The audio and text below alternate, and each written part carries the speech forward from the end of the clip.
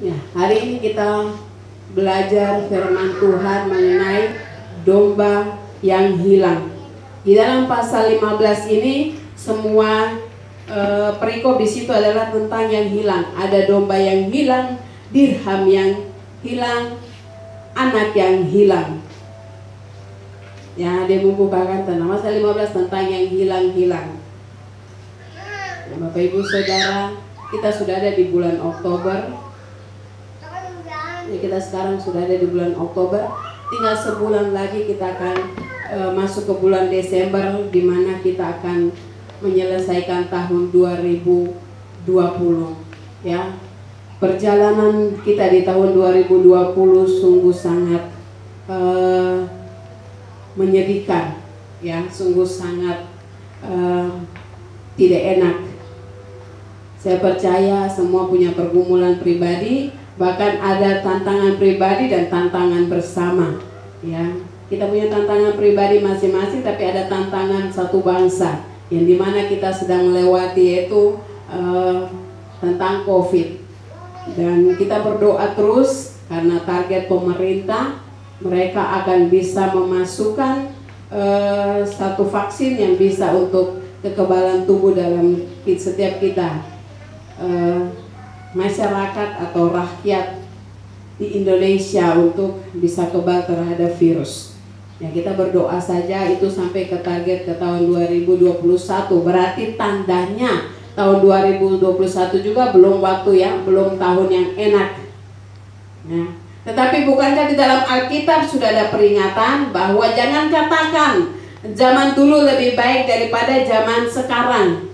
Ya, atau Alkitab sudah memperingatkan bahwa jangan katakan bahwa zaman dulu lebih baik daripada zaman sekarang. Berarti Bapak Ibu Saudara yang kita suka memprediksi, dan dalam penyembahan Tuhan katakan bahwa engkau merancang sesuatu tetapi engkau tidak akan pernah bisa dapat, tetapi kalau rancangan Tuhan tetap akan digenapi dalam kehidupan kita. Amin. Jadi berarti rancangan kita adalah cuma kita merencanakan, tetapi kalau sampai Tuhan menghendaki maka itu akan tercapai. Tapi kalau tidak akan tercapai semua rancangan itu. Domba yang hilang. Siapa domba? Ya. Pada umumnya semua hamba Tuhan mengajarkan bahwa domba yang hilang adalah kita, umat Tuhan. Kita, umat manusia, diibaratkan dengan domba. Tapi kalau kita belajar, lihat, siapa sudah pernah lihat domba? Binatang domba. Sudah pernah lihat? Ya, sudah. Oh, ada yang sudah lihat, ada yang belum? Hah? Sudah lihat? Sudah pegang? Iya. Kita cuma mengenal bentuk domba, kita lihat di televisi, kita lihat di setiap gambar-gambar, tapi belum pernah kita menyentuh domba itu. Ya, domba di Indonesia juga ada. Saya belum pernah lihat karena saya belum pernah ke Kupang. Domba. Yesus pakai gambar domba. Di dalam ayat 1 dan ayat 2 dia berkata apa? Para pemungut cukai dan orang-orang berdosa biasanya datang kepada Yesus untuk mendengarkan dia. Para pemungut cukai dan orang-orang berdosa biasanya datang kepada Yesus untuk mendengarkan dia. Maka bersungut-sungutlah orang-orang Farisi dan ahli-ahli Taurat, katanya ia menerima orang berdosa dan makan bersama-sama dengan mereka. Dia menerima orang berdosa dan makan bersama-sama dengan mereka. Ya, kita sendiri hari ini kita akan belajar di dalam bagian di ayat 1 berkata bahwa kalau pemungut cukai kita tahu semua pemungut cukai, orang-orang yang bekerja di pasar, ya di pasar-pasar ada toh mama-mama punya meja jualan, selalu mereka datang menagih. Nah, itu mereka termasuk orang-orang yang bekerja di situ. Mereka yang di jalan-jalan, yang kita keluar dari pasar kita harus kasih bayar karcis. Ya, mereka menagih-menagih seperti itu, pemungut cukai. Yang di sini di Indonesia juga ada kantor bea cukai. Mereka kita kenal, tetapi yang dibilang orang berdosa kita kenal tidak? Siapa yang pernah lihat orang berdosa? Oh, Ibu Nur biasa lihat orang berdosa ya? Tetapi di Alkitab bagian lain dia berkata bahwa janganlah engkau menghakimi sesamamu, bukan orang berdosa. Nah, kalau kita mau cungkil tentang dosa, orang berdosa, nah, tadi bilang orang berdosa itu biasa lihat yang seperti apa yang dibilang orang berdosa. Akan menjadi luas dan akan menjadi tidak. Saya sampai hari ini saya belum bisa bilang orang ini, orang itu orang berdosa. Saya belum bisa. Karena begini, setiap manusia kita akan melewati suatu perjalanan yang berubah-ubah. Dalam arti hari ini kita bisa ada di dalam dosa, besok kita akan kembali ke jalan yang benar. Jadi itulah kita karakter manusia. Tetapi kenapa sampai hari ini kita belajar tentang domba yang hilang dari ayat 1 dan ayat 2. Di situ saya mau katakan adalah keadaan kita yang suka berubah-berubah melihat ke sekeliling kita dan melihat aturan adat istiadat. Di sini lihat di bagian ayat 2 kan dia berkata bahwa orang-orang Farisi dan ahli-ahli Taurat mereka tidak setuju Yesus makan dengan atau Yesus berbicara dengan orang-orang berdosa, dengan pemungut cukai. Mereka tidak setuju, mereka tidak menghendaki hal itu terjadi. Itulah kebiasaan adat istiadat. Ya, kalau misalnya seorang anak-anak saya misalnya hari ibadah saya suruh mereka yang perempuan-perempuan, saya suruh mereka pakai baju tali satu semua dan tidak pakai blazer atau apa, pasti mereka akan menolak. Karena apa? Karena kebiasaan setiap kali ibadah mereka selalu menggunakan pakaian yang resmi. Mereka menggunakan pakaian yang sopan, yang tidak kelihatan, dan mereka menutup. Tetapi waktu tiba-tiba saya merubah, mereka pasti tidak terima. Nah, itu hal yang wajar. Tetapi kalau datang kepada hal yang baru, mereka tidak akan terima. Dan seperti itulah keadaan yang terjadi di saat Yesus dengan para muridnya duduk dan Yesus mengajar kepada orang-orang berdosa dan pemungut cukai. Maka ahli-ahli Taurat dan orang-orang Farisi tidak setuju, dan itu bukan tidak ada di dalam gereja Tuhan, itu ada di dalam gereja Tuhan. Kita membawa sesuatu hal. Oh, kita kan gereja Betani, ada istiadat atau cara melayani kita seperti begini. Kita ini gereja Betani sudah ditetapkan harus seperti begini, seperti gereja Tabernakel. Mereka tidak boleh ada perempuan yang berkhotbah di hari ibadah raya. Tidak boleh ada perempuan yang berkhotbah atau menjadi pemimpin pujian. Perempuan boleh berkhotbah di ibadah ibu-ibu atau di sekolah minggu. Tetapi kalau di ibadah resmi harus laki-laki yang berdiri. Ya, bukan berarti itu ada aturan, itu mereka mengikuti perjanjian pengajaran di dalam firman Tuhan. Di perjanjian lama tidak boleh laki-laki perempuan berdiri mengajar, dan bukan berarti di perjanjian baru tidak ada. Ada. Rasul Paulus pun juga mengajarkan bahwa perempuan tidak boleh berdiri mengajar. Bapak Ibu Saudara, itu pengajaran demi pengajaran, tetapi pengajaran mau dimasukkan ke dalam kehidupan kita agak sulit. Buktinya ahli-ahli Taurat dan orang Farisi tidak gampang terima waktu Yesus duduk berbicara kepada orang-orang berdosa dan pemungut cukai. Mereka waktu datang, mereka juga layak menerima pengajaran. Mereka juga layak untuk mendengarkan kebenaran firman Tuhan. Mereka juga layak mengenal Allah. Tetapi mereka tidak setuju. Itulah karakter kita manusia. Kita suka melihat orang dan kita suka mempilah-pilahkan. Kita suka menganggap rendah orang lain. Kita suka menganggap kau itu begitu-begitu saja.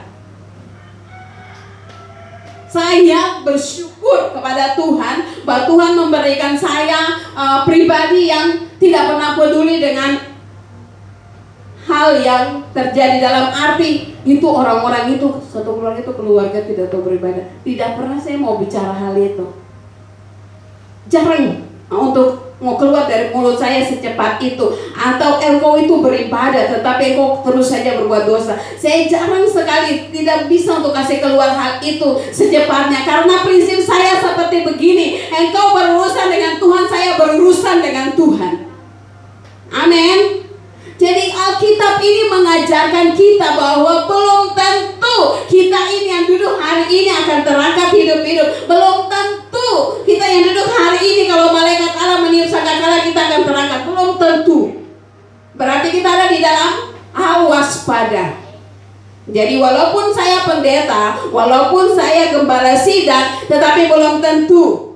Berarti Bapak Ibu Saudara ingat di sini kenapa sampai diungkapkan kembali bahwa ahli-ahli Taurat dan orang-orang Farisi tidak terima. Kenapa sampai mereka harus Yesus harus ada dengan orang-orang berdosa dan pemungut cukai. Mereka tidak terima. Tetapi hal ini Yesus menjawabnya dengan satu perumpamaan. Kita baca di ayat 3. Lalu ia mengatakan perumpamaan ini kepada mereka. Siapakah di antara kamu yang mempunyai 100 ekor domba, dan jikalau ia kehilangan seekor di antaranya, tidak meninggalkan yang 99 ekor di padang gurun dan pergi mencari yang sesat itu sampai menemukannya. Dan kalau ia telah menemukannya, ia meletakkannya di atas bahunya dengan gembira. Yesus, kenapa engkau tidak mengatakannya langsung jelas kepada mereka bahwa engkau ahli-ahli Taurat dan engkau orang Farisi, engkau di dalam gereja tetapi engkau masih melakukan dosa? Kenapa Yesus tidak katakan terus terang kepada mereka seperti itu? Tapi Yesus pakai perumpamaan lagi dengan 100 ekor domba dan yang tinggal 99, tapi dia masih pergi cari yang satu itu. Kenapa Yesus pakai perumpamaan? Ya, kenapa sampai Yesus mengajarkannya dengan perumpamaan? Karena kedengkilan hati kita. Karena mereka punya karakter itu susah.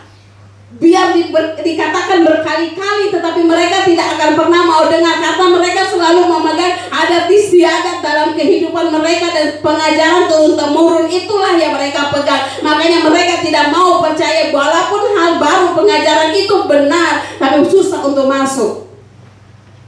Makanya Yesus mengajarkannya dengan perumpamaan. Dia harus pakai perumpamaan 100 ekor domba, 99 ditinggalkan dan dia pergi mencari. Saya sekarang sedang berbicara dan jangan pikiran ke luar sana yang orang ini masih hidup di dalam dosa. Orang ini masih, saya tidak mengajar di luar, saya mengajar ada di dalam tempat ini. Ya, jadi jangan ada pikiran satupun yang keluar untuk membayangkan saudara saya yang ini, saudara ini. Saya tidak mengarahkan pikiran jemaat ke sana. Tapi saya mengarahkan pikiran jemaat untuk lihat ke dalam sini dan kita masing-masing mengoreksi diri kita. Kita melihat kepada pribadi kita, apakah saya masih memerlukan Yesus atau saya sudah tidak memerlukan Yesus. Jadi dari ayat 3 sampai ayat 5 itu perumpamaan Yesus mengajarkan kepada mereka. Tapi bukan dia mengajarkan untuk mereka harus keluar, pergi cari lagi. Artinya kenapa orang-orang berdosa dan pemungut-pemungut cukai datang kepada mereka. Mereka tidak mengasihi mereka. Mereka tidak mengajarkan kebenaran kepada mereka, ahli-ahli Taurat dan orang Farisi. Maka Yesus memberikan pengajaran dengan perumpamaan itu kepada mereka untuk mereka memahami bahwa sesungguhnya di dalam gereja, di dalam rumah Tuhan masih ada perbedaan. Bukankah kita datang ke dalam gereja waktu kita datang ke hadapan Tuhan, tidak ada katakan bahwa yang berdosa sekali duduk sebelah sana, yang setengah berdosa duduk sini, yang paling bersih sekali duduk di sana. Adakah sampaikan seperti itu? Tidak ada. Cuma katakan bahwa mari siap hatimu dan kita akan masuk ke dalam hadirat Tuhan. Mari masing-masing angkat hatimu menyembah Tuhan. Ini Yesus sampaikan firman ini, bukan Yesus mengajar di pasar atau di mana-mana. Ya. Yesus mengajarkan setiap pengajaran. Yesus menyampaikan setiap pengajaran itu adalah di dalam satu perkumpulan umat. Jadi di dalam bait Allah dia mengajar. Jadi Yesus memberikan pengajaran kepada semua orang, kepada para muridnya. Dia sambil mengajar dan sambil menunjukkan segala sesuatu dengan jelas. Dan hari ini kita dengar bahwa ini walaupun sudah ditulis 4.000 tahun silam, tetapi Bapak Ibu Saudara, firman selalu baru bagi kita. Dan hari ini saya mau kita yang ada di dalam bait Allah, yang hari ini dipilih Tuhan, yang datang dalam keadaan hujan, masih tetap datang kepada Tuhan. Mari kita mengoreksi diri kita. Ya, di dalam ayat 6 ayat 7 berkata apa? Dan setibanya di rumah ia memanggil sahabat-sahabatnya dan tetangga-tetangganya serta berkata kepada mereka, bersukacitalah bersama-sama dengan aku, sebab dombaku yang hilang telah kutemukan. Dan ayat 7 berkata, aku berkata kepadamu demikian juga akan ada sukacita di surga, karena satu orang berdosa yang bertobat lebih daripada sukacita karena 99 orang benar yang tidak memerlukan pertobatan. Perjalanan ini bukan perjalanan satu hari, ya. Saya lahir baru atau saya baptis selam di tahun 1999. Tetapi perjalanan yang Tuhan bawa ini panjang. Dan saya tidak tahu kapan Tuhan akan panggil saya. Tetapi selama Tuhan masih izinkan saya di bumi ini, berarti saya harus berjuang. Ya. Berarti saya harus bisa maju terus. Walaupun saya jatuh, saya bangkit dan saya harus terus berjalan. Bapak ibu saudara pun harus seperti begitu. Walaupun engkau lahir baru. Firman Tuhan ini sering saya sampaikan di saat lagi lahir baru. Tapi saya tidak tahu orang-orang yang lahir baru itu dengar tidak. Karena waktu lahir baru selesai kan saya biasa bilang, Tuhan terima kasih bahwa saya percaya di dalam surga ada sukacita yang besar, karena ada orang yang mengambil keputusan mau mengikut Tuhan Yesus dan dia tenggelam bersama dengan dia. Yesus, dia mati dalam dosa dan dia bangkit dan dia mau hidup walaupun ada tantangan, dia tetap akan berjalan bersama-sama Yesus. Bukankah saya pernah ucap dan selalu setiap kali baptisan saya biasa ucap firman itu. Berarti Bapak Ibu Saudara dalam menghadapi tantangan di dalam hidup rumah tangga, di dalam hidup pekerjaan, ekonomi, apapun yang Bapak Ibu Saudara hadapi, berarti Bapak Ibu Saudara melupakan firman itu. Apapun yang kau hadapi, kesulitan apapun, Tuhan menyertai kita. Amin. Bukankah domba yang 99 dia katakan di ayat 7 bahwa mereka sudah satu kali bertobat, mereka tidak akan bertobat lagi, mereka tidak kembali melakukan lagi. Pertobatan itu adalah dari hari ke hari, bukan pertobatan satu kali.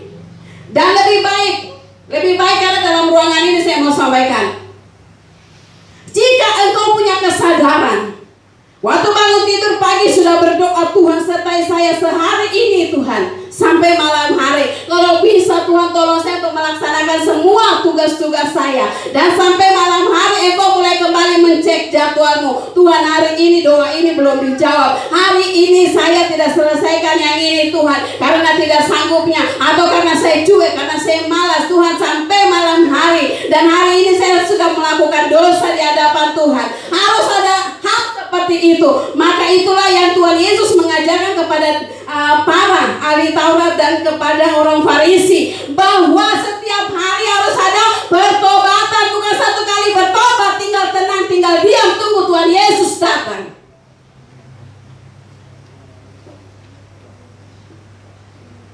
Kenapa sampai dia bilang satu, dia pergi cari satu itu untuk bawa kembali? Kenapa sampai Tuhan Yesus kasih contoh perumpamaan seperti itu? Dan kenapa sampai Tuhan Yesus bilang 99 daripada 99 orang benar tapi tidak memerlukan pertobatan? Bukan berarti Anda sudah di dalam gereja lantasan dalam gereja lantas engkau tidak memerlukan Tuhan Yesus. Oh, saya kan sudah selalu di gereja. Nanti kalau ada pergumulan berat, Tuhan Yesus, saya kan selalu berdoa, saya kan selalu beribadah, saya kan selalu datang kepada Tuhan, setia memberikan perpuluhan, dan mulai eja satu persatu kesetiaanmu yang belum seberapa kepada Tuhan Yesus. Cuma menuntut satu jawaban dari Yesus. Ya, hari ini berbahagia yang hari ini dalam tekanan.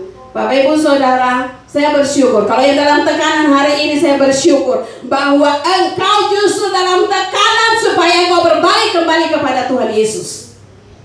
Karena tidak ada jalan lain dalam dunia ini. Mazmur Daud sudah berkata dalam kitab Mazmur paling banyak bahwa tidak ada satu pembesar yang bisa menolong kita, tidak ada satu orang yang hebat yang bisa menolong kita. Cuma Tuhan Yesus yang bisa menolong kita. Jadi yang punya tantangan, pergumulan, masalah dalam rumah tangga, ingat cuma Tuhan Yesus yang bisa memberikan jalan keluar. Mau bawa kakak hebat siapa, mau bawa saudara hebat siapa, tidak akan pernah bisa. Ya, Kami dua punya prinsip yang kami selalu pakai adalah satu, orang bawa masalah ke polisi, kami dua paling tanya, polisi itu sudah hidup kudus takut akan Tuhan dan dia penuh dengan hikmat Tuhan, maka dia bisa menyelesaikan masalah kita. Atau kita mulai duduk dan panggil semua RT, RW dan kita mulai duduk selesaikan masalah. Kami dua paling tidak suka ke sana. Karena apa? Di antara kita cuma yang ada adalah kemunafikan. Kita akan munafik, kita akan membela pura-pura dan semuanya ada di dalam kepura-puraan.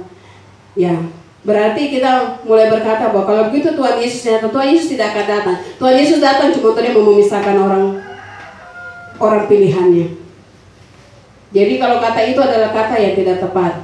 Jadi Bapak Ibu Saudara, mari perjalanan hidup ini harus engkau belajar bahwa bagaimana apa yang sangat sulit sekali yang di depan, yang sangat engkau merasa bahwa sudah kokoh berdiri seperti tembok untukmu. Mari panggil Yesus, kembali kepada Yesus. Jadi ayat 7 itu sangat, hari ini saya mau tekankan untuk semua yang ada dalam gereja, bahwa Yesus dia bilang, apa aku berkata kepadamu, demikian juga akan ada sukacita di sorga karena satu orang yang berdosa, yang bertobat, lebih daripada sukacita karena 99 orang benar yang tidak memerlukan tabib. Tuhan Yesus dari awal sudah hadir dalam ibadah pujian kita tadi. Tuhan Yesus sudah hadir dari awal, sebelum jam 9 kita sepakat jam 9 dia sudah ada lebih dulu dari jam 9. Dan dia dengan para biduan sorganya sudah ada di tempat ini, karena rumah ini adalah apa? Bait Allah. Roh Allah ada di tempat ini dan dia sudah mengambil alih duluan di dalam ruangan ini. Dan sekarang kita mulai masuk dulu, dan waktu Well katakan bahwa shalom, selamat pagi, mari kita siap hati kita masuk ke dalam hadirat Tuhan. Dan Yesus tinggal duduk, perhatikan. Di antara berapa orang yang hadir ini, adakah satu orang yang mengucap syukur dengan satu penyesalan, Tuhan selama 1 minggu saya hidup di dalam dosa, saya hidup di dalam kesalahan. Tuhan selama 1 minggu saya tidak tahu mengucap syukur. Selama 1 minggu saya berjalan berbuat dosa ini, dosa itu. Adakah di antara Bapak Ibu Saudara tadi seperti itu? Itulah yang Yesus katakan, lebih baik satu orang yang seperti itu daripada semua orang dalam ruangan ini memuji menyembah Tuhan, tetapi hatinya jauh daripada Tuhan.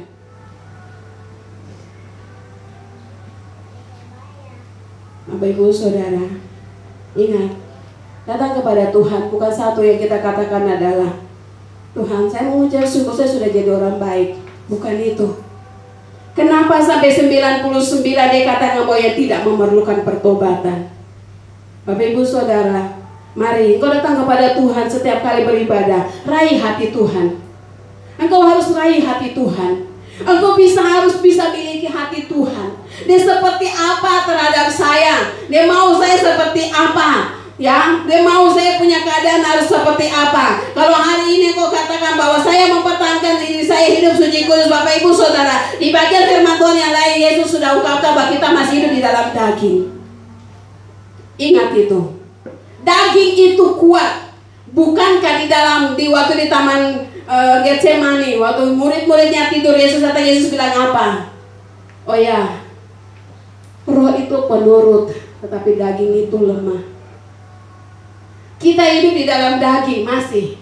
Jadi kalau kita buat dosa, itu mari bereskan dengan Tuhan secara pribadi. Jadi datang kepada Tuhan. Hari ini inti khotbah yang saya sampaikan dari domba yang terhilang adalah ada di ayat 7. Ya, ada di ayat 7, dan bukan berarti hari ini kau tidak lakukan terus engkau duduk menyesal. Bukan itu, tetapi terima pengajaran dan mari lakukan dan coba terapkan itu di hari-hari mendatang di dalam pertemuan dengan Tuhan Yesus. Di mana engkau mau datang kepada Tuhan hari Minggu? Di saat engkau datang, di saat mulai mengungkapkan shalom, mari kita siap beribadah kepada Tuhan. Di saat itu angkat hatimu kepada Tuhan, mengaku jujur bahwa saya telah menyakiti hati Tuhan selama seminggu. Saya telah buat ini, saya telah buat ini, saya telah buat dosa ini. Tuhan, engkau mengenal saya. Itulah yang Yesus katakan. Lebih baik satu orang mengungkapkan jujur kepada Tuhan daripada 99. Soraklah, haleluya, soraklah. Padahal tadi tidak pemberesan dengan Tuhan. Percuma. Nanti kau pulang besok engkau akan hadapi tantangan lebih dahsyat lagi. Dan engkau mulai mau mencari Tuhan. Tapi Yesus bukan berarti seperti itu dan dia buang. Tidak. Bapa dunia tidak melakukan yang seperti Yesus lakukan. Bapa dunia bisa menghukum, tapi Yesus tidak pernah menghukum kita. Dia setia. Dan dia sangat setia bagi kita. Ya.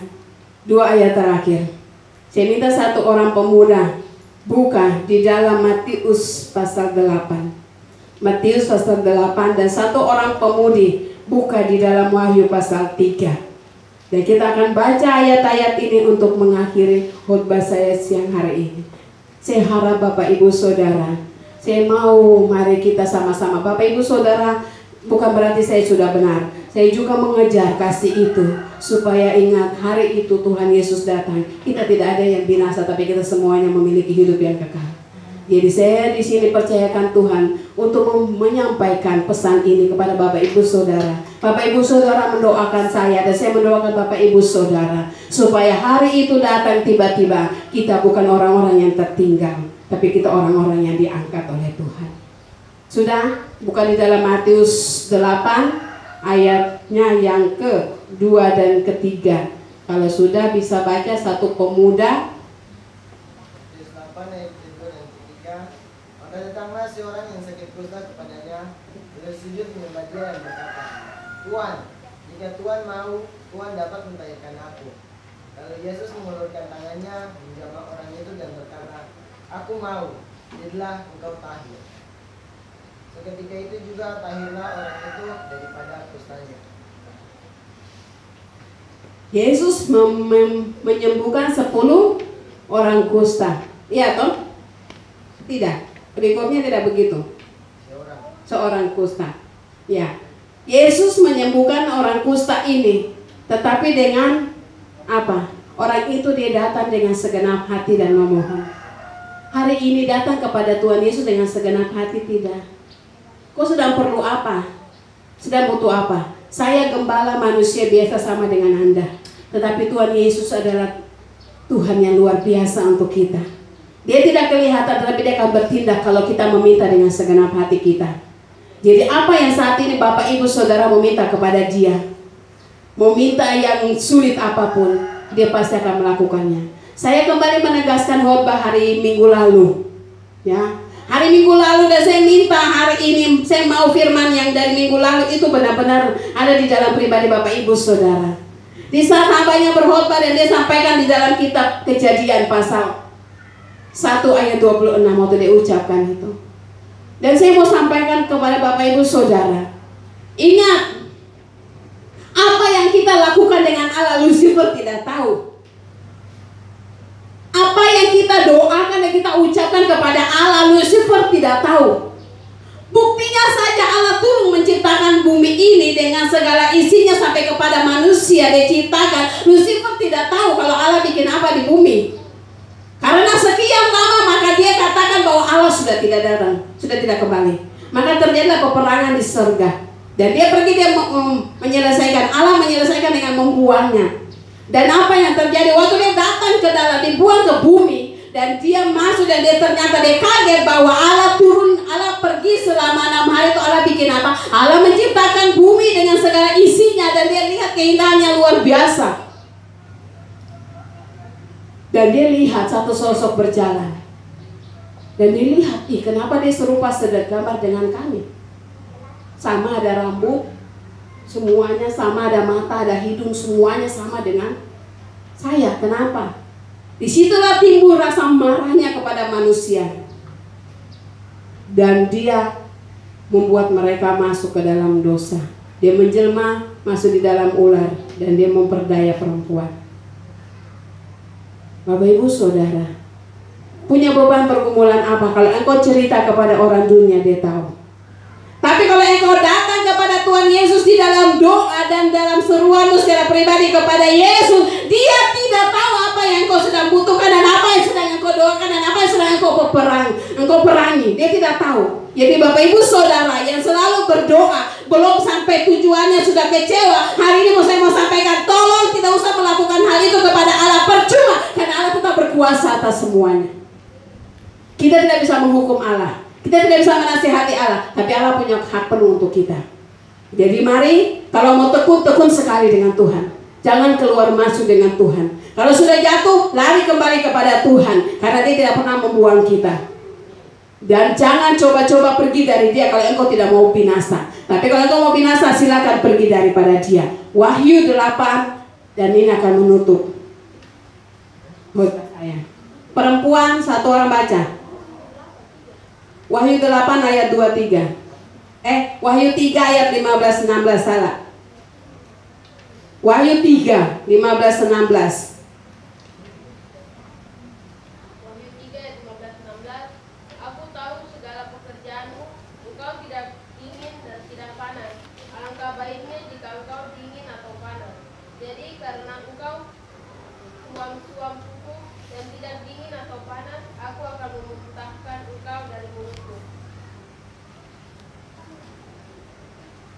Alangkah baiknya engkau harus dingin atau panas.